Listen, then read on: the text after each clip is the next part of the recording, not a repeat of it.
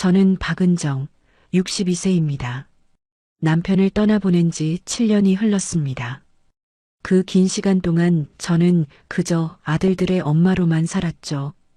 교직에서 물러나고 두 아들을 모두 출가시켰습니다. 큰아들 성우는 35이 되어서도 제 재혼 이야기만 나오면 얼굴을 굳혔어요. 엄마, 나이 들어서 무슨 재혼이에요. 그냥 편하게 사세요. 편하게 산다는 게 뭘까요?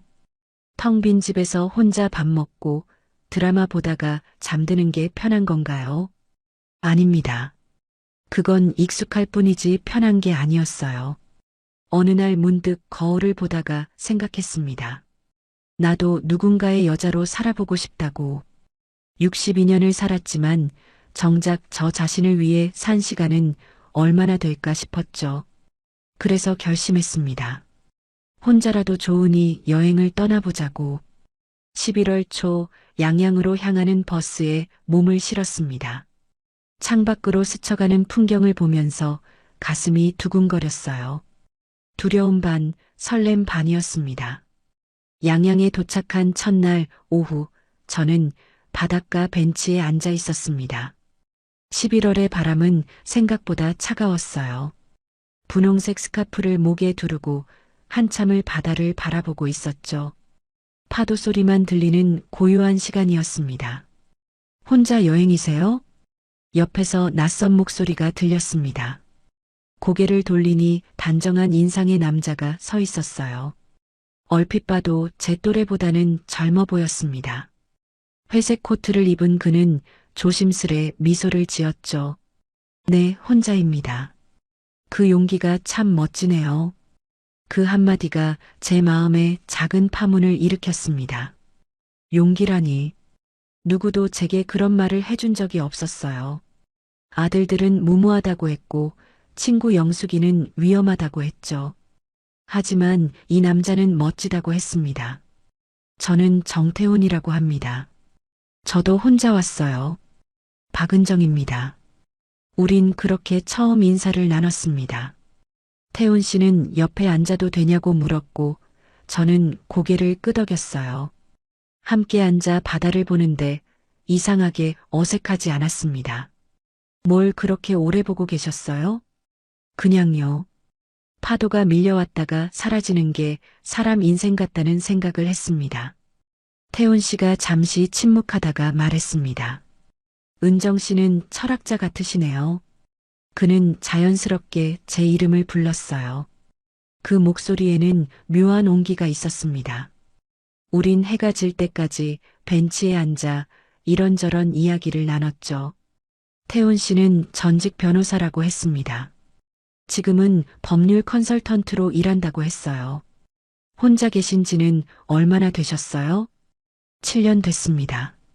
태훈 씨는요? 저는 오래됐죠. 한 15년쯤? 그의 목소리에 씁쓸함이 묻어났습니다. 저는 더 묻지 않았어요. 누구에게나 말하기 싫은 과거는 있으니까요. 해가 수평선 너머로 사라질 무렵 태훈 씨가 물었습니다. 내일도 이 바다에 나오실 건가요? 아마도요. 그럼 내일 또 뵐 수 있을까요? 저는 잠시 망설였습니다.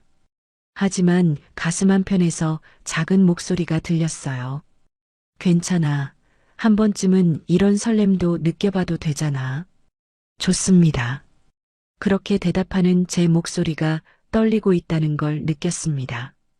태훈 씨는 환하게 웃으며 고개를 숙여 인사했어요. 숙소로 돌아오는 길, 저는 가슴이 뛰는 걸 느꼈습니다. 62년을 살면서 이런 감정을 다시 느낄 줄은 몰랐죠.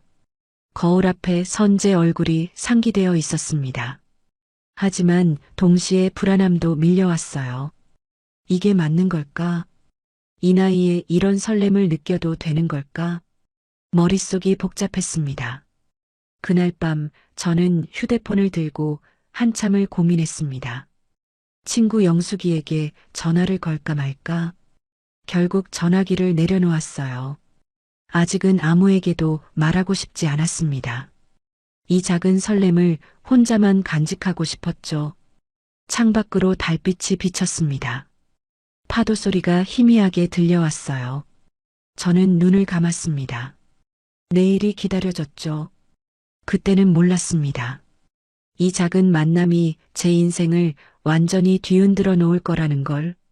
다음 날 아침 창문을 여니 하얀 눈이 내리고 있었습니다. 11월에 눈이라니. 양양에 온 지 이틀째였지만 이런 풍경은 처음이었어요. 마음이 설레었습니다. 어제 태훈 씨와 약속한 시간이 자꾸 머릿속을 맴돌았죠. 서둘러 옷을 입었습니다. 어제 입었던 분홍 스카프를 다시 목에 둘렀어요. 거울을 보니 뺨에 홍조가 살짝 올라와 있었습니다. 이 나이에 이러는 내가 우스워서 피식 웃음이 나왔죠. 바닷가로 나가는 길 하얀 눈이 옷깃에 내려앉았습니다. 찬 공기가 폐를 파고들었어요. 어제 그 벤치가 보였습니다. 그런데 이미 누군가 앉아 있었죠. 태훈 씨였습니다. 일찍 오셨네요. 제 목소리에 태훈 씨가 고개를 돌렸습니다. 그는 환하게 웃으며 일어났어요. 은정 씨를 기다렸습니다. 어젯밤 잠이 잘 안 오더라고요. 그 말에 제 심장이 쿵 하고 뛰었습니다. 저만 그런 게 아니었구나. 태훈 씨도 저를 생각했다는 말에 가슴이 두근거렸어요. 함께 벤치에 앉아 눈 내리는 바다를 바라봤습니다. 파도 위로 하얀 눈송이가 떨어져 사라졌죠. 신기한 풍경이었어요. 이런 날씨에 바다 보는 것도 처음입니다. 저도 그래요. 뭔가 특별한 날 같지 않아요? 태훈 씨가 옆에서 말했습니다. 저는 고개를 끄덕였어요. 정말 특별한 날 같았습니다. 눈은 점점 더 굵게 내렸죠. 조금 걸어볼까요? 이렇게 앉아만 있으니 추워요. 태훈 씨의 제안에 저는 일어났습니다. 우린 나란히 해변을 걸었어요. 발밑으로 모래가 밟혔고 파도 소리가 귓가에 울렸습니다. 그때였어요. 갑자기 강한 바람이 불어왔습니다. 제 목에 두르고 있던 분홍 스카프가 휙 하고 날아갔어요. 아, 저도 모르게 비명을 질렀습니다. 스카프는 바람을 타고 절벽 쪽으로 날아갔죠. 낮은 절벽 아래 바위 틈에 걸려 있었습니다. 저거 제가 아끼는 건데. 괜히 중얼거렸습니다. 사실 그냥 평범한 스카프였어요. 하지만 어제 태훈 씨를 처음 만날 때 두르고 있던 거라 왠지 의미가 있게 느껴졌죠. 잠깐만요. 태훈 씨가 갑자기 절벽 쪽으로 걸어갔습니다. 아니에요, 괜찮습니다. 위험해요. 제가 소리쳤지만 태훈 씨는 이미 조심스럽게 절벽을 내려가고 있었어요. 높이가 한 3미터쯤 됐을까요? 그리 높진 않았지만 바위가 미끄러워 보였습니다. 심장이 쫄깃했어요. 괜히 아끼는 척했나 싶어 후회가 밀려왔습니다. 저는 절벽 위에서 태훈 씨를 내려다봤죠. 조심하세요. 괜찮아요. 이 정도는. 태훈 씨는 천천히 바위를 잡고 내려갔습니다. 눈이 계속 내리고 있었어요. 바위가 점점 더 미끄러워질 거였습니다. 제 손에 식은땀이 났죠. 드디어 태훈 씨가 스카프를 집어들었습니다. 그리고 조심스럽게 다시 올라왔어요. 마지막에 손을 헛디뎠을 때 저는 숨이 멎는 줄 알았습니다. 다행히 태훈 씨는 균형을 잡고 무사히 올라왔죠. 휴, 다행이다. 태훈 씨가 숨을 고르며 말했습니다.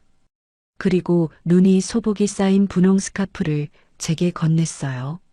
손이 차가웠습니다. 이런 건 잃으면 안 돼요. 꼭 간직하세요. 그 말에 제 눈시울이 뜨거워졌습니다.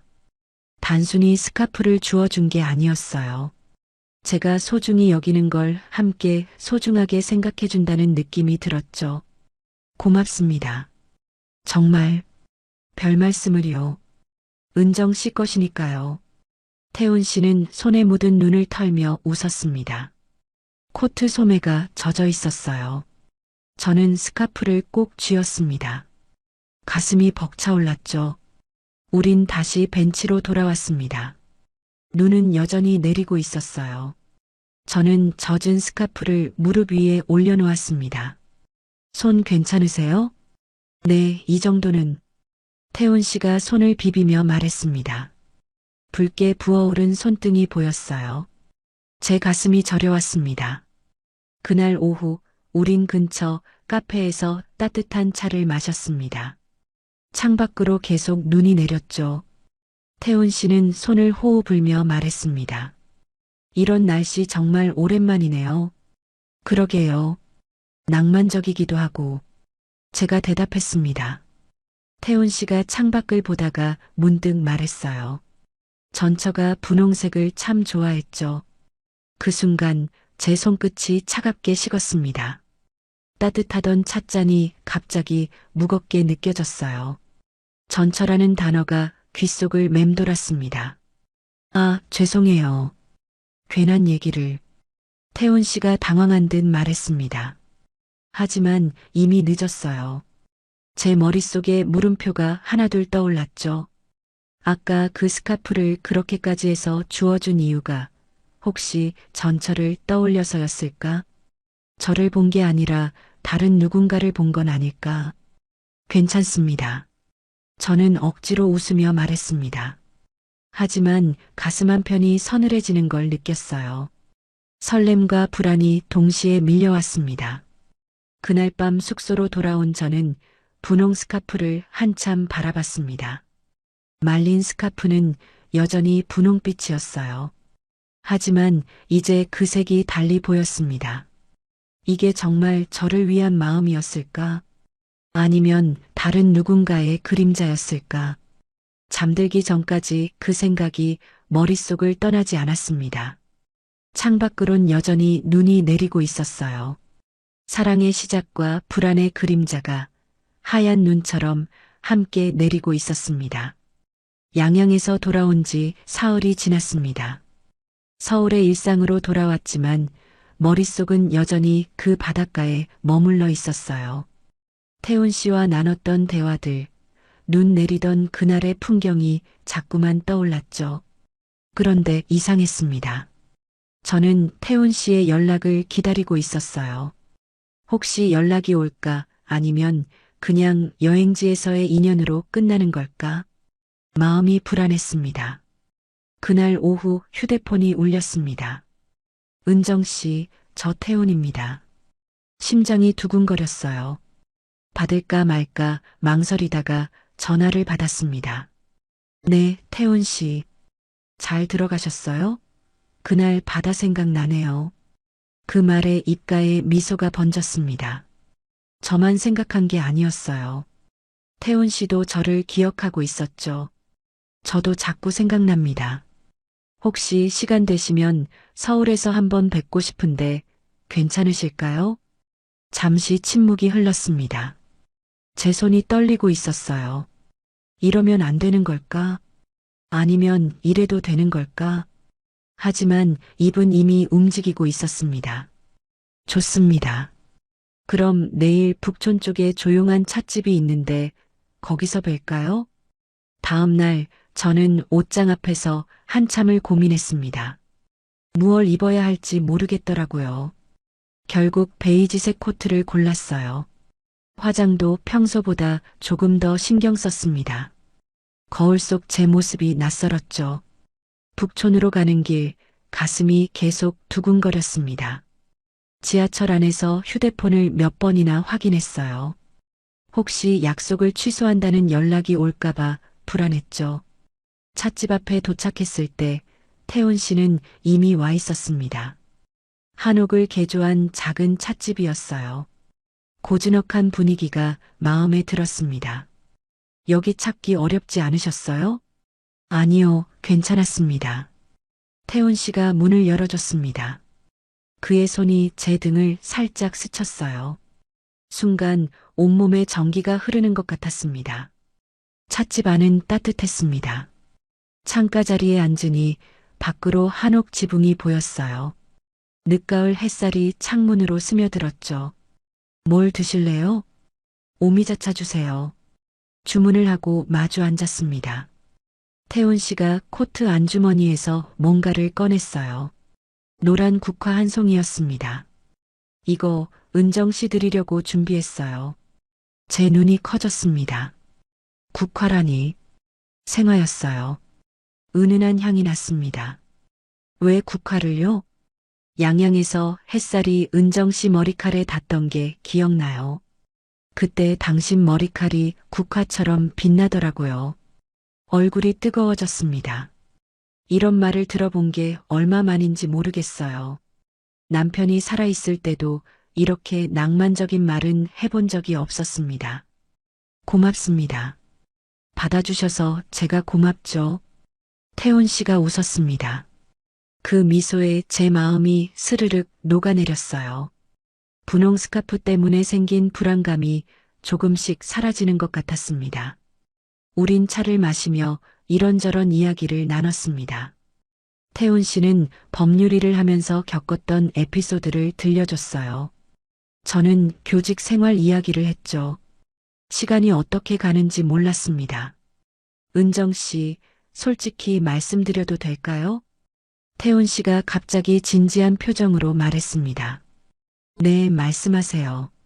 저는 양양에서 은정 씨를 만난 게 운명이라고 생각해요. 처음 뵀을 때부터 뭔가 끌리더라고요. 제 손이 찻잔을 놓치려다가 가까스로 잡았습니다. 심장이 터질 것 같았어요. 저도 그랬습니다. 제 목소리가 떨렸습니다. 솔직한 고백이었어요. 태훈 씨의 눈빛이 따뜻해졌죠. 그때였습니다. 창밖에서 누군가의 시선이 느껴졌어요. 고개를 돌리니 한 여자가 창밖에서 저희를 보고 있었습니다. 중년 여성이었어요. 검은색 코트를 입고 있었고 긴 머리를 뒤로 묶고 있었죠. 그런데 그 여자의 표정이 이상했습니다. 미소를 짓고 있었지만 씁쓸해 보였어요. 저 여자분. 제가 중얼거렸습니다. 태훈 씨가 고개를 돌렸어요. 하지만 그 순간 여자는 이미 돌아서서 걸어가고 있었습니다. 누구세요? 아니, 그냥 누군가 우릴 보고 있는 것 같아서요. 아, 그래요? 별일 아닐 거예요. 태훈 씨는 대수롭지 않게 말했습니다. 하지만 저는 마음이 불편했어요. 그 여자의 눈빛이 계속 머릿속에 맴돌았죠. 왜 그렇게 저희를 봤을까? 그리고 왜 그런 표정을 지었을까? 슬픔 같기도 하고 연민 같기도 한 그 표정이 자꾸 떠올랐습니다. 은정 씨, 괜찮으세요? 태훈 씨가 물었습니다. 저는 고개를 끄덕였어요. 네, 괜찮습니다. 하지만 마음 한편이 무거워졌습니다. 손에 쥔 노란 국화가 갑자기 낯설게 느껴졌어요. 우린 1시간 정도 더 이야기를 나눴습니다. 태훈 씨는 다음 주에도 만나자고 했어요.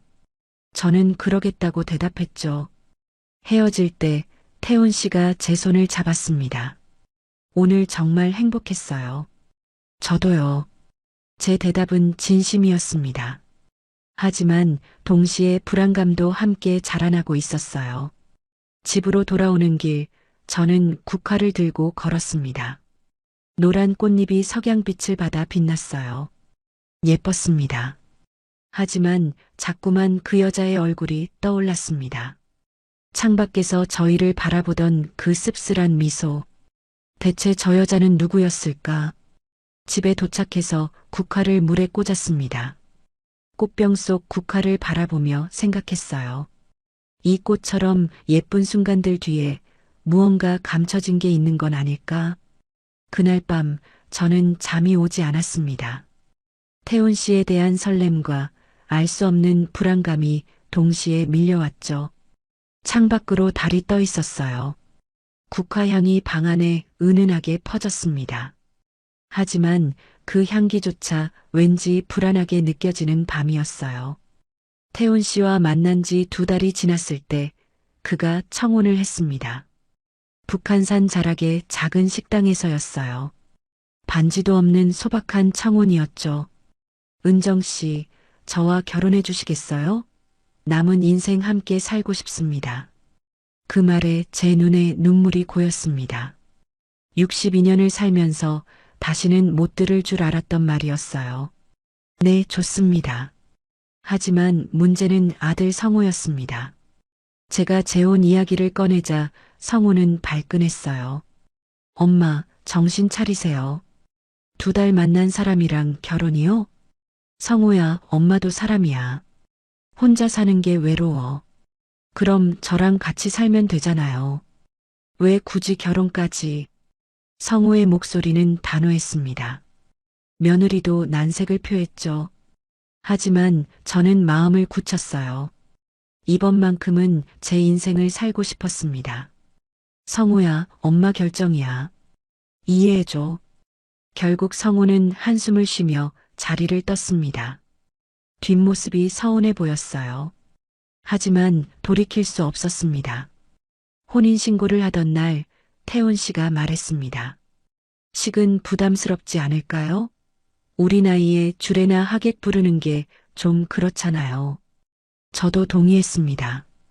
사실 화려한 결혼식보다는 조용히 시작하고 싶었어요. 그럼 우리 둘만 알고 살까요? 네, 그게 좋겠어요. 구청에서 서류에 도장을 찍던 순간 가슴이 뛰었습니다. 설렘 반, 불안 반이었죠. 태훈 씨가 제 손을 잡았어요. 앞으로 잘 부탁드립니다, 아내. 그 말이 낯설면서도 달콤했습니다. 태훈 씨는 제 집으로 이사를 왔습니다. 큰 짐은 없었어요. 책 몇 박스와 옷가지 정도였죠. 짐이 별로 없네요. 원래 소박하게 살았어요. 처음 며칠은 신혼 같았습니다. 태훈 씨는 아침마다 커피를 내려줬어요. 함께 장을 보고 손잡고 공원을 걸었죠. 이런 게 행복이구나 싶었습니다. 하지만 일주일쯤 지나면서 뭔가 달라지기 시작했어요. 태훈 씨가 서재에서 보내는 시간이 늘었습니다. 문을 잠그고 들어가는 일이 잦아졌죠. 뭐 하세요? 일 좀 봐야 해서요. 도와드릴 거 없어요? 아니에요, 괜찮습니다. 대답은 친절했지만 거리감이 느껴졌어요. 저는 문 밖에서 망설이다가 돌아섰습니다. 전화도 이상했습니다. 예전엔 제 앞에서 받던 전화를 이젠 밖으로 나가서 받았어요. 여보세요? 네, 잠깐만요. 그러고는 베란다로 나가곤 했죠. 목소리가 낮게 깔렸습니다. 누구와 통화하는지 궁금했지만 물어볼 용기가 나지 않았어요. 그러던 어느 날 밤이었습니다. 태훈 씨가 샤워를 하러 간 사이 거실 탁자에 휴대폰이 놓여 있었어요. 평소 같으면 그냥 지나쳤을 겁니다. 하지만 그날따라 마음이 불안했죠. 손이 저절로 움직였습니다. 휴대폰을 집어들었어요. 화면에 비밀번호 입력창이 떴습니다. 예전엔 비밀번호가 없었는데 언제 걸었을까? 그때 문자 알림이 떴습니다. 잠금 화면에도 내용이 보였어요. 보험 납입 완료, 수익자 박은정. 납입 금액 5억 원. 제 손끝이 얼어붙었습니다.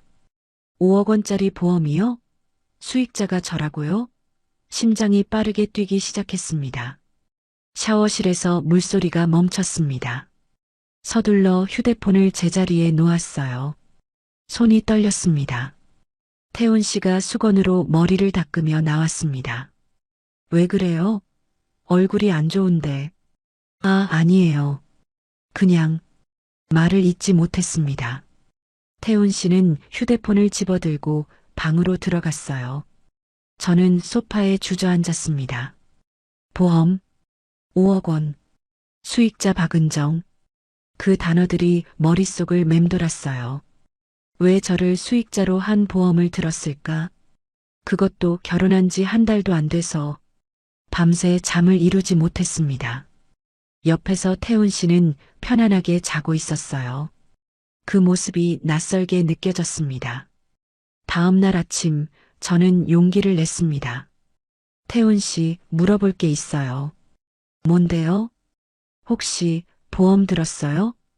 태훈 씨의 손이 잠시 멈췄습니다. 커피잔을 내려놓고 저를 봤어요. 보험이요? 아, 그거. 왜 제가 수익자예요? 그것도 5억이나. 일하다 보니 혹시 몰라서요. 제가 먼저 가면 은정 씨 혼자 남잖아요. 그럴까봐 준비해 둔 거예요. 태연한 목소리였습니다. 하지만 제 가슴은 진정되지 않았어요. 왜요? 뭐가 문제라도? 아니, 그냥 갑자기 왜 그런 걸 들었나 싶어서요. 사랑하니까요. 당연한 거 아닌가요? 태훈 씨가 웃으며 말했습니다. 하지만 그 웃음이 진심인지 가면인지 알 수 없었어요. 그렇긴 하지만 너무 생각하지 마세요. 그냥 만약을 대비한 거예요. 태훈 씨는 출근 준비를 했습니다. 저는 식탁에 앉아 식어가는 커피를 바라봤어요. 보험? 그게 정말 사랑의 표현일까요? 아니면 다른 계산이 숨어 있는 걸까요? 머릿속이 복잡했습니다. 현관문이 닫히는 소리가 들렸습니다. 집은 다시 고요해졌어요. 저는 거실을 서성였습니다. 서재 문이 보였죠. 손잡이를 잡았습니다. 잠겨 있었어요. 언제부터 서재에 잠금 장치를 달았을까? 제가 모르는 사이에 뭔가 변하고 있었습니다. 창밖으로 겨울 햇살이 비쳤습니다. 따뜻해 보이는 햇살이었지만 제 마음은 점점 차가워지고 있었어요. 짧은 문자 한 줄이 한 달간 쌓아온 신뢰를 흔들어 놓기 시작했습니다. 휴대폰을 들고 친구 영숙이에게 전화를 걸까 고민했습니다. 하지만 뭐라고 말해야 할지 몰랐어요. 의심한다고 하기엔 증거가 없었고 괜찮다고 하기엔 불안이 너무 컸습니다. 그렇게 저는 소파에 앉아 하루를 보냈습니다. 행복했던 지난 한 달이 한순간에 의심으로 얼룩지고 있었어요. 태훈 씨가 출장을 간다고 했습니다. 부산에서 이틀 정도 있다 온다더군요. 현관에서 가방을 들고 서 있는 그를 배웅하면서도 마음 한편이 불편했어요. 다녀올게요. 전화할게요. 조심해서 다녀와요. 문이 닫혔습니다. 집은 다시 고요해졌어요. 그 고요함이 오히려 귀를 먹먹하게 만들었죠. 거실을 서성이다가 서재 앞에 섰습니다. 문은 여전히 잠겨 있었어요. 손잡이를 잡았지만 꿈쩍도 하지 않았습니다. 왜 이렇게까지 잠그는 걸까? 문득 생각났습니다. 태훈 씨가 어제 입었던 정장이 안방 옷장에 걸려 있었어요. 세탁소에 맡기려고 가져다 놓은 거였죠. 가슴이 두근거렸습니다. 주머니를 뒤져볼까? 아니야, 그러면 안 돼. 마음속에서 두 목소리가 싸웠어요. 하지만 발은 이미 안방으로 향하고 있었습니다. 정장 주머니에 손을 넣었습니다. 지갑, 명함 케이스, 그리고 작은 열쇠 하나. 손끝에 차가운 금속이 닿았어요. 열쇠를 꺼내 들었습니다. 작은 서랍 열쇠 같았죠. 서재로 향했습니다. 책상 서랍에 열쇠를 꽂았어요. 딸깍 소리가 났습니다. 열렸습니다. 손이 떨렸죠. 서랍을 천천히 열었습니다. 안에는 서류 몇 장과 봉투 하나가 들어 있었어요. 심장이 쿵쿵거렸습니다. 맨 위에 있던 서류를 집어들었습니다. 제 이름이 적혀 있었어요. 건강검진 결과지였습니다. 제가 작년에 받았던 검진 결과였죠. 왜 이게 여기에 있는 거죠? 다음 서류를 펼쳤습니다. 보험 계약서였습니다. 5억 원짜리 생명보험. 계약자는 정태훈, 피보험자도 정태훈, 수익자는 박은정. 저였습니다. 손이 떨렸습니다. 계약 날짜를 봤어요. 우리가 결혼하고 일주일 뒤였습니다. 그렇게 빨리 가입했다니. 서류를 더 넘겼습니다. 그런데 이상한 문서가 나왔어요. 병원 진료 기록이었습니다. 정태훈의 이름이 적혀 있었죠. 진단명에는 당뇨병 말기 합병증이라고 적혀 있었어요. 숨이 막혔습니다. 당뇨병 말기요? 태훈 씨가 아프다는 말을 들은 적이 없었어요. 날짜를 확인했습니다. 6개월 전 기록이었죠. 봉투를 집어들었습니다. 안에서 사진 한 장이 나왔어요. 여자의 사진이었습니다. 중년 여성이었죠. 검은 코트를 입고 있었어요. 심장이 멎는 줄 알았습니다. 이 여자 본 적이 있었어요. 북촌 국화 찻집에서 창밖으로 저희를 보던 그 여자였습니다. 씁쓸한 미소를 짓던, 손이 떨려서 사진을 거의 떨어뜨릴 뻔했습니다. 사진을 뒤집었어요. 뒷면에 글씨가 적혀 있었습니다. 그녀와 닮은 사람을 만났어요. 머리가 하얘졌습니다. 그녀와 닮은 사람. 그게 저를 말하는 건가요? 태훈 씨는 저를 본 게 아니라 이 여자를 본 건가요? 다리에 힘이 풀렸습니다. 주저앉으며 열쇠가 손에서 떨어져 바닥에 떨어졌어요. 쨍그랑 소리가 귓가에 울렸습니다. 숨이 가빠졌습니다. 가슴이 조여왔어요. 한 달간 쌓아온 모든 게 무너지는 소리가 들렸습니다. 양양 바다에서의 만남. 눈 내리던 날 스카프를 주워주던 모습. 노란 국화를 건네던 순간. 청혼하던 그날. 모든 게 거짓이었던 걸까요? 저는 단지 대체품이었던 건가요? 죽은 아니면 떠난 누군가를 대신할 사람. 그렇게 선택된 거였나요? 사진 속 여자를 다시 봤습니다. 자세히 보니 조금 닮았습니다. 얼굴형이 비슷했어요. 머리 스타일도 비슷했죠. 제가 이 여자의 복사본이라는 건가요? 서류를 다시 펼쳤습니다. 병원 기록을 읽었어요. 당뇨병 말기 합병증, 예상 여명 1년에서 2년. 의사의 소견이 적혀 있었습니다. 1년에서 2년. 그러니까 태훈 씨는 자신이 얼마 못 산다는 걸 알고 있었던 겁니다. 그래서 저와 결혼한 건가요? 5억 원을 남기고 가려고. 아니에요. 말도 안 돼요. 사랑한다고 했잖아요. 남은 인생 함께하고 싶다고 했잖아요.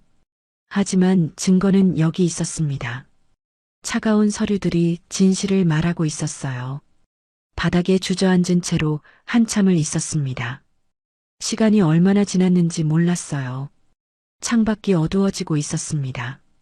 휴대폰이 울렸습니다. 태훈 씨였습니다. 전화를 받지 않았어요. 다시 울렸습니다. 또 받지 않았죠. 문자가 왔습니다. 은정 씨, 왜 전화 안 받아요? 잘 있어요? 내일 들어갈게요. 그 문자를 보는데 눈물이 났습니다. 이 사람이 진심인지 거짓인지 모르겠다는 게 너무 슬펐어요. 사랑받고 싶었습니다. 여자로 살고 싶었어요. 그게 그렇게 잘못된 바람이었나요? 그 바람 때문에 이렇게 속은 건가요? 서류를 다시 서랍에 넣었습니다. 열쇠로 잠갔어요. 그리고 정장 주머니에 열쇠를 다시 넣었습니다. 모든 걸 원래대로 돌려놓았죠. 하지만 제 마음은 돌아가지 않았습니다. 이미 깨져버린 신뢰는 다시 붙일 수가 없었어요. 거실 소파에 앉았습니다. 어둠이 내렸지만 불을 켜지 않았어요. 어둠 속에서 가만히 앉아 있었습니다. 태훈 씨가 내일 돌아옵니다. 그럼 어떻게 해야 할까요? 모른 척 해야 할까요? 아니면 따져 물어야 할까요? 하지만 따져 물어서 뭐가 달라질까요? 이미 결혼했습니다. 혼인신고도 했어요. 아들한테도 말했죠. 눈물이 볼을 타고 흘러내렸습니다. 소리 없이 울었어요. 62년을 살면서 이렇게 무너지는 기분은 처음이었습니다. 사랑이라 믿었던 한 달, 행복했던 그 시간들, 모든 게 서류 한 장으로 무너져 내렸습니다. 창밖으로 달이 떠올랐습니다. 차가운 달빛이 거실을 비췄어요. 저는 그 달빛 속에서 혼자 울고 있었습니다. 국화가 꽂혀 있던 꽃병이 보였습니다. 꽃은 이미 시들어 있었어요. 노랗던 꽃잎이 갈색으로 변해 있었죠. 마치 제 마음처럼. 태훈 씨가 출장에서 돌아온 후 저는 아무 말도 하지 않았습니다. 서랍 속 비밀을 본 것도 그 여자의 사진을 본 것도 입 밖에 내지 않았어요. 그냥 평소처럼 웃고 밥을 차리고 대답했습니다. 하지만 몸이 정직하게 반응했습니다. 밥맛이 없었어요. 목구멍으로 음식이 넘어가지 않았죠. 밤마다 잠들지 못하고 천장만 바라봤습니다. 요즘 왜 그래요? 얼굴이 많이 야윈 것 같은데. 태훈 씨가 걱정스럽게 물었습니다. 그의 손이 제 이마에 닿았어요. 따뜻했습니다. 하지만 그 온기가 진심인지 연기인지 알 수가 없었죠. 괜찮아요. 그냥 좀 피곤해서요. 병원 가보는 게 어때요? 아니에요. 쉬면 나아질 거예요. 하지만 나아지지 않았습니다. 일주일이 지나고 2주일이 지나도 몸은 점점 더 무거워졌어요. 가슴 한쪽이 이상했습니다. 묵직한 느낌이 들었죠. 샤워를 하다가 가슴에 손을 대봤습니다. 뭔가 만져졌어요. 작은 덩어리 같은 게 느껴졌습니다. 심장이 철렁했죠. 다음 날 태훈 씨 몰래 병원에 갔습니다. 산부인과가 아니라 외과였어요. 의사는 진지한 표정으로 검사를 권했습니다. 조직 검사를 해봐야 정확히 알 수 있습니다. 얼마나 걸려요? 일주일 정도요. 일주일. 그 시간이 끝없이 길게 느껴졌습니다. 집에 돌아와서도 태훈 씨에게 말하지 않았어요. 말할 수가 없었습니다. 이 사람이 진심으로 걱정해 줄까? 아니면 보험금을 떠올릴까? 그런 생각을 하는 제 자신이 비참했죠. 결과가 나오는 날 혼자 병원에 갔습니다. 친구 영숙이도 부르지 않았어요. 아무에게도 말하고 싶지 않았습니다. 의사의 표정이 무겁였습니다. 유방암 초기입니다. 다행히 일찍 발견했어요. 수술하면 완치 가능성이 높습니다. 암. 그 단어가 귓가에서 울렸습니다. 의사의 말이 더 이상 들리지 않았어요. 입술이 파르르 떨렸습니다. 언제 수술할 수 있나요? 최대한 빨리 하는 게 좋습니다. 다음 주 월요일에 입원하시죠. 고개를 끄덕였습니다. 다른 선택지는 없었어요. 집으로 돌아오는 길, 하늘이 무너지는 것 같았습니다. 62년을 살아왔는데 이제 끝인 건가요? 결혼하고 석 달 만에 암이라니. 문득 서랍 속 서류가 떠올랐습니다. 제 건강검진 결과. 그게 거기 있던 이유가 뭘까요? 혹시 태훈 씨가 제 건강을 확인하려고 미리 조사한 걸까요? 머리가 아팠습니다. 의심이 꼬리에 꼬리를 물었어요. 하지만 확인할 수도 없었습니다. 이번 날까지 태훈 씨에게 말하지 않았습니다. 출장 간다고 거짓말을 했어요. 어디 가세요? 친구 영숙이가 강릉에 있거든요. 거기 가서 며칠 있다 올게요. 그래요? 조심해서 다녀와요. 태훈 씨는 의심하지 않았습니다. 아니, 의심할 틈을 주지 않았죠. 월요일 아침 작은 가방 하나를 들고 집을 나섰습니다. 태훈 씨는 출근 준비를 하고 있었어요. 다녀올게요. 연락해요. 잘 다녀와요. 현관문을 닫는 순간 눈물이 났습니다. 혼자였습니다. 진짜 혼자였어요. 병원에 입원했습니다. 4인실이었죠. 침대에 누워 천장을 바라봤어요. 내일이면 수술입니다. 무섭지 않다면 거짓말이겠죠. 영숙이에게 전화를 걸까 고민했습니다. 하지만 전화기를 들지 못했어요. 말하면 눈물이 날 것 같았습니다. 수술 전날 밤이었습니다. 잠이 오지 않았어요. 복도를 걷기로 했습니다. 보호자 없이 혼자 입원한 게 너무 외로웠죠. 복도 끝 창가에 서서 밖을 내다봤습니다. 서울의 야경이 보였어요. 불빛들이 반짝였습니다. 저 안에 태훈 씨도 있겠죠. 지금 뭘 하고 있을까요? 그때였습니다. 뒤에서 익숙한 목소리가 들렸어요. 왜 혼자 있어요?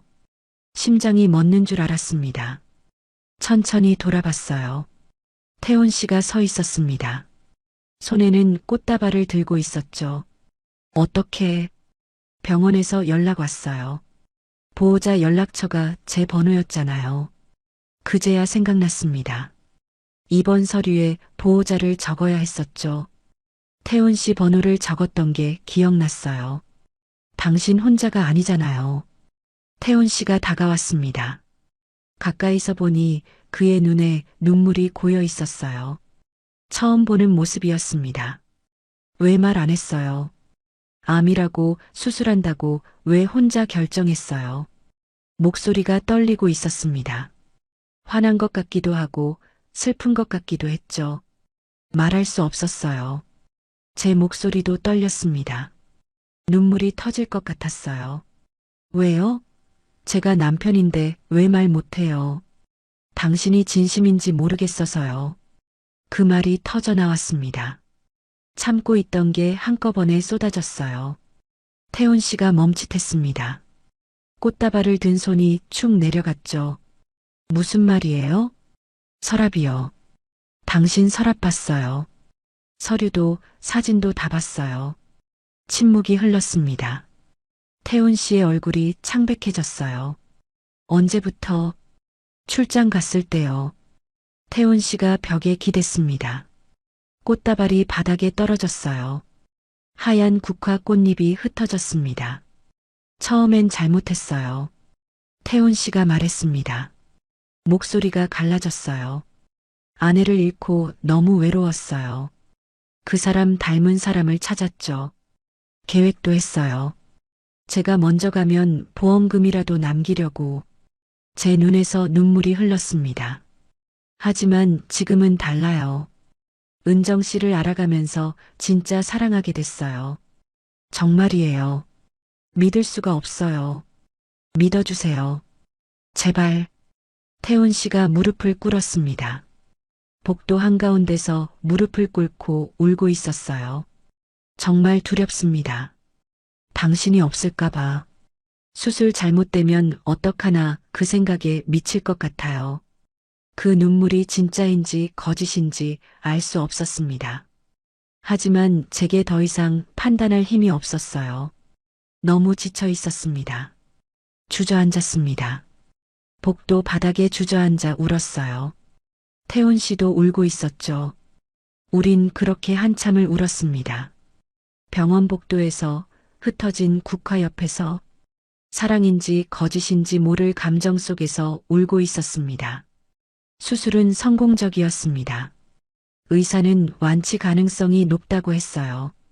하지만 항암 치료는 피할 수 없었죠. 3개월 정도 치료받으셔야 합니다. 힘들겠지만 견뎌야 해요. 의사의 말에 고개를 끄덕였습니다. 옆에 앉아있던 태훈 씨가 제 손을 꽉 잡았어요. 그 손이 따뜻했습니다. 퇴원 후 일주일 뒤 첫 항암 치료를 받았습니다. 주사 바늘이 팔에 꽂히는 순간부터 온몸이 무거워지는 느낌이었어요. 집에 돌아와 침대에 누웠죠. 괜찮아요? 태훈 씨가 물었습니다. 저는 고개를 끄덕였지만 사실 괜찮지 않았어요. 속이 메스꺼웠고 머리가 아팠습니다. 물 좀 주세요. 태훈 씨가 컵을 가져다 줬습니다. 물을 마시는데 손이 떨렸어요. 태훈 씨가 컵을 받쳐줬죠. 며칠이 지나자 부작용이 시작됐습니다. 음식 냄새만 맡아도 토할 것 같았어요. 태훈 씨가 죽을 끓여줬지만 한 숟가락도 넘기기 힘들었죠. 조금만 드세요. 힘내야죠. 먹고 싶은데 못 먹겠어요. 눈물이 났습니다. 이렇게 무기력한 제 모습이 싫었어요. 2주 정도 지났을 때였습니다. 아침에 일어나 베개를 보니 머리카락이 빠져 있었어요. 한두 가닥이 아니었습니다. 수북이 쌓여 있었죠. 손으로 머리를 쓸어봤습니다. 머리카락이 우수수 떨어졌어요. 심장이 철렁했습니다. 화장실로 뛰어갔습니다. 거울을 봤어요. 머리숱이 확연히 줄어 있었습니다. 두피가 보였죠. 아, 신음이 터져 나왔습니다. 알고 있었어요. 항암 치료하면 머리가 빠진다는 걸. 하지만 막상 보니 충격이었습니다. 빗을 들어 머리를 빗었습니다. 머리카락이 빗에 가득 걸렸어요. 한 번, 두 번, 세 번. 빗질할 때마다 머리카락이 쏟아졌죠. 거울 속 제 모습이 낯설었습니다. 이게 제 모습인가요? 62년을 지켜온 제 머리카락이 이렇게 쉽게 떨어지다니. 눈물이 볼을 타고 흘렀습니다. 소리내어 울었어요. 화장실 문을 잠그고 한참을 울었습니다. 은정 씨, 괜찮아요? 태훈 씨가 문 밖에서 물었습니다. 대답할 수가 없었어요. 목이 메어서 말이 나오지 않았죠. 문 열어줘요. 제발. 태훈 씨의 목소리가 다급했습니다. 저는 비틀거리며 문을 열었어요. 태훈 씨가 안으로 들어왔습니다. 바닥에 떨어진 머리카락들을 봤어요. 그리고 저를 봤죠. 은정 씨. 저는 그의 품에 안겼습니다. 한참을 울었어요. 태훈 씨는 아무 말 없이 제 등을 쓸어주었습니다. 추해졌어요. 머리도 없고. 무슨 소리예요? 전혀 안 추해요. 거짓말. 거울 봤잖아요. 태훈 씨가 제 얼굴을 들어 올렸습니다. 눈을 마주쳤어요. 기다려요. 잠깐만요. 어디 가요? 금방 올게요. 태훈 씨가 화장실을 나갔습니다. 현관문이 열리고 닫히는 소리가 들렸어요. 어디 간 거죠? 저는 다시 거울을 봤습니다. 눈이 퉁퉁 부어 있었어요. 머리는 듬성듬성 빠져 있었죠. 한심한 모습이었습니다. 세면대에 기대 섰습니다. 다리에 힘이 없었어요. 이렇게 약해질 줄 몰랐습니다. 1시간쯤 지났을까요? 현관문이 열렸습니다. 태훈 씨가 돌아온 거였어요. 은정 씨 나왔어요. 화장실 문을 열고 나갔습니다. 거실에 태훈 씨가 서 있었어요. 순간 숨이 멈었습니다. 태훈 씨의 머리가 없었어요. 완전히 민머리였습니다. 깨끗하게 밀어버린 거였죠. 뭐 한 거예요? 같이 기르자고요. 태훈 씨가 웃었습니다. 머리 없는 얼굴이 낯설었지만 그의 미소는 따뜻했어요. 왜 이런 걸? 혼자면 외로우니까요. 같이 기르면 덜 외롭잖아요. 눈물이 또 났습니다. 이번엔 슬픈 눈물이 아니었어요. 가슴이 뭉클했습니다. 태훈 씨가 다가왔습니다. 제 머리를 쓰다듬었어요. 우리 둘 다 민머리네요. 쌍둥이 같죠? 바보 같아요. 바보죠. 당신한테 반한 순간부터 바보였어요. 태훈 씨의 눈에도 눈물이 고여 있었습니다. 그는 제 이마에 입을 맞췄어요. 따뜻했습니다. 미안해요. 처음엔 정말 잘못 시작했어요. 계산했고 이용하려 했어요. 알아요. 하지만 지금은 달라요. 정말 사랑해요. 은정 씨 없으면 못 살아요. 그 목소리가 떨리고 있었습니다. 진심이 느껴졌어요. 아니, 진심이라고 믿고 싶었습니다. 저도요. 작은 목소리로 대답했습니다. 태훈 씨가 저를 꽉 안았어요. 두 민머리가 부딪혔죠. 웃음이 났습니다. 처음에는 작게, 그러다 점점 크게 웃었어요. 태훈 씨도 웃었습니다. 둘 다 민머리인 채로 안고 웃었죠. 우리 모자 같이 사러 갈까요? 태훈 씨가 말했습니다. 좋아요. 커플 모자 사요. 분홍색으로 할까요? 그건 싫어요. 하늘색이 좋아요. 그럼 하늘색으로. 우린 손을 잡고 소파에 앉았습니다. 민머리 두 개가 나란히 있었어요. 우스웠지만 행복했습니다. 창밖으로 햇살이 들어왔습니다. 따뜻한 봄날이었어요. 거울을 다시 봤습니다. 이번엔 둘이서 봤죠. 머리는 없었지만 웃고 있었습니다. 태훈 씨도 웃고 있었어요. 거울 속 우리가 행복해 보였습니다. 그날 오후 정말로 모자를 사러 나갔습니다. 하늘색 비니 2개를 샀어요. 똑같은 걸로 맞췄죠. 잘 어울려요. 당신도요. 손을 잡고 걸었습니다. 사람들이 쳐다봤어요. 민머리 부부가 신기했나 봅니다. 하지만 신경 쓰이지 않았어요. 집으로 돌아오는 길 태훈 씨가 말했습니다. 은정 씨, 나을 거예요. 꼭 나아요. 그럴까요? 그럴 거예요. 제가 옆에 있잖아요.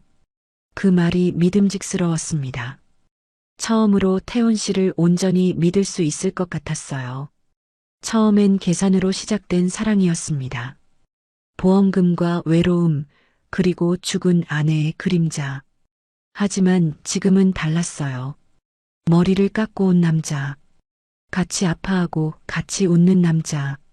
이 사람은 진심으로 저를 사랑하고 있었습니다. 그날 밤 나란히 누워 잤습니다. 태훈 씨의 민머리가 베개에 닿아 있었어요. 제 머리도 마찬가지였죠. 손을 잡고 잤습니다. 따뜻한 손이었어요. 그 손을 잡고 있으니 두렵지 않았습니다. 내일이 오는 게 무섭지 않았죠. 사랑이 변하고 있었습니다. 의심에서 믿음으로, 계산에서 헌신으로. 천천히 그러나 확실하게 변해가고 있었어요. 3개월이 흘렀습니다. 마지막 항암 치료를 받고 일주일 뒤 병원에서 전화가 왔어요. 완치 판정입니다. 축하드려요. 의사의 말에 눈물이 났습니다. 살았구나. 정말 살아남았구나. 전화를 끊고 태훈 씨를 봤어요. 그도 울고 있었습니다. 다행이에요. 정말 다행이에요. 태훈 씨가 저를 꽉 안았습니다. 두 사람 모두 머리카락이 조금씩 자라나고 있었어요. 짧은 머리였지만 그게 더 소중하게 느껴졌죠. 며칠 뒤 태훈 씨가 말했습니다. 은정 씨, 어디 가고 싶은 데 있어요? 글쎄요. 특별히. 그럼 제가 정해도 될까요? 어디 갈 건데요? 태훈 씨가 미소를 지었습니다. 우리 처음 만난 곳으로 가요. 이번엔 거짓 없이. 가슴이 뛰었습니다. 양양. 모든 게 시작된 그곳. 설렘과 불안이 뒤섞였던 그 바닷가. 좋아요. 가요. 다음 주 금요일 우린 양양으로 향했습니다. 차 안에서 태훈 씨가 제 손을 잡았어요. 짧은 머리가 바람에 날렸죠. 긴장돼요? 조금요. 당신은요? 저도요. 떨리네요. 창밖으로 풍경이 스쳐 지나갔습니다. 1년 전 버스를 타고 갔던 그 길이었어요. 그때는 혼자였죠. 외롭고 불안했습니다. 하지만 지금은 달랐어요. 옆에 누군가 있었습니다. 손을 잡아줄 사람이 있었죠. 양양에 도착했을 때 오후 2시였습니다. 햇살이 따가웠어요. 바다 냄새가 났습니다. 여기에요. 저 벤치. 태훈 씨가 가리켰습니다. 1년 전 그 벤치였어요. 우리가 처음 만났던 곳. 파도 소리가 들렸습니다. 천천히 걸어갔습니다. 모래를 밟는 느낌이 낯설지 않았어요. 벤치에 앉았죠. 나란히 앉아 바다를 봤습니다. 여기서 처음 봤죠. 태훈 씨가 말했습니다. 네. 분홍 스카프 두르고 있었어요. 그때 정말 예뻐 보였어요. 거짓말. 그땐 다른 사람 생각했잖아요. 태훈 씨가 움찔했습니다. 저는 그의 손을 꽉 잡았어요. 농담이에요. 이젠 괜찮아요. 미안해요.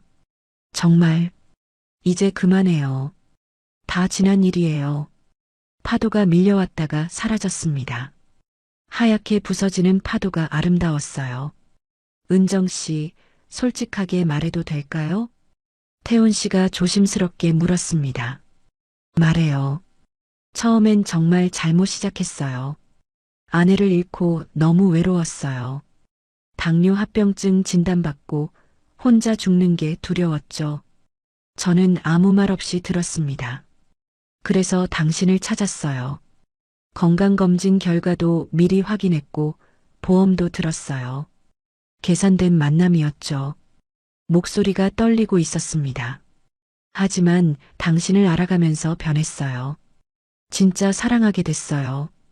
계산이 아니라 진심으로. 태훈 씨가 저를 봤습니다. 눈에 눈물이 고여 있었어요. 그땐 속이려 했지만 지금은 평생 곁에 있고 싶어요. 진심으로. 바람이 불어왔습니다. 짧은 머리가 흔들렸죠. 저는 손을 내밀었습니다. 이번엔 내가 먼저 잡을게요. 태훈 씨의 손이 제 손을 잡았습니다. 따뜻했어요. 꽉 잡았죠. 용서해줘서 고마워요. 용서가 아니에요. 받아들이는 거죠. 받아들인다고요? 네. 당신도 아팠고, 저도 아팠어요. 서로 상처받았죠. 하지만 함께 나았어요. 태훈 씨가 웃었습니다. 눈물을 흘리며 웃었어요. 당신 만나서 다시 살고 싶어졌어요. 저도요. 당신 때문에 살았어요. 멀리서 파도가 부서졌습니다. 햇살이 물결에 부딪혀 반짝였어요. 아름다운 풍경이었습니다. 아들 성우한테도 말할 거예요. 제대로. 제가 말했습니다. 처음부터 다 말할 거예요. 당신이 어떤 마음으로 시작했고 어떻게 변했는지 화낼 거예요. 그래도 괜찮아요. 진실은 알아야 하니까. 태훈 씨가 고개를 끄덕였습니다. 같이 말해요. 도망치지 않을게요. 우린 한참을 바다를 봤습니다. 파도는 계속 밀려왔다가 사라졌어요. 끝없이 반복되는 풍경이었죠. 은정 씨, 행복해요? 네. 지금 이 순간은 행복해요. 앞으로도 행복하게 해줄게요. 당신도 행복해야 해요. 당신만 있으면 행복해요. 해가 서쪽으로 기울고 있었습니다. 노을이 지기 시작했어요. 하늘이 주황빛으로 물들었죠. 사진 찍을까요? 태훈 씨가 휴대폰을 꺼냈습니다. 셀카를 찍었어요. 짧은 머리에 두 사람이 웃고 있었습니다. 잘 나왔네요. 간직할게요. 평생. 우린 천천히 일어났습니다. 손을 잡고 해변을 걸었어요. 발밑으로 모래가 밟혔습니다. 여기서 스카프 날아갔죠. 맞아요. 절벽 아래로. 그때 진짜 무서웠어요. 당신 다칠까봐. 그래도 주웠잖아요. 당신 거니까요. 우린 웃으며 걸었습니다. 파도가 발을 적셨어요. 차가웠지만 기분 좋았죠. 숙소에 돌아와 짐을 풀었습니다. 작은 펜션이었어요. 창문 너머로 바다가 보였죠. 내일 뭐 할까요? 그냥 바다만 봐요. 아무것도 안 하고. 좋아요. 그렇게 해요. 저녁을 먹고 다시 바다로 나갔습니다. 밤바다였어요. 달빛이 수면에 반사되고 있었죠. 예쁘다. 정말 예쁘네요. 태훈 씨가 제 어깨를 안았습니다. 기대어 섰어요. 파도 소리가 들렸습니다. 은정 씨, 제 병 말이에요. 응. 의사가 그래요. 관리 잘하면 오래 산대요. 그럼 오래 사요. 나랑 같이. 그럴게요. 약속해요. 나도 약속할게요. 건강하게 살게요. 우린 약속했습니다. 밤바다 앞에서 달빛 아래에서 서로 오래 살기로, 함께 있기로. 펜션으로 돌아와 누웠습니다. 창문을 열어두니 파도 소리가 들렸어요. 은정 씨, 응, 사랑해요. 나도 사랑해요. 처음으로 주고받는 말이었습니다. 진심이 담긴 고백이었어요. 태훈 씨의 손을 잡았습니다. 잠들 때까지 놓지 않았어요. 파도 소리를 들으며 잠들었죠. 꿈을 꿨습니다. 바다가 나왔어요. 파도가 밀려오고 사라지는 꿈. 그 파도 위를 걷고 있었습니다. 혼자가 아니었어요. 태훈 씨와 함께였죠. 아침에 눈을 떴을 때 태훈 씨도 깨어 있었습니다. 잘 잤어요? 네. 당신은요? 오랜만에 푹 잤어요. 창밖으로 아침 햇살이 비쳤습니다. 새로운 하루였어요. 후회로 시작했던 사랑이 용서로 끝나고 다시 시작되는 날이었습니다. 손을 잡고 일어났습니다. 함께 창밖을 봤어요. 바다가 빛나고 있었습니다. 파도가 부서지고 있었죠. 가요. 바다 보러. 좋아요. 같이 가요. 우린 손을 잡고 문을 나섰습니다. 새로운 시작을 향해, 진짜 사랑을 향해 함께 걸어갔습니다. 갔습니다. 갔습니다. 갔습니다.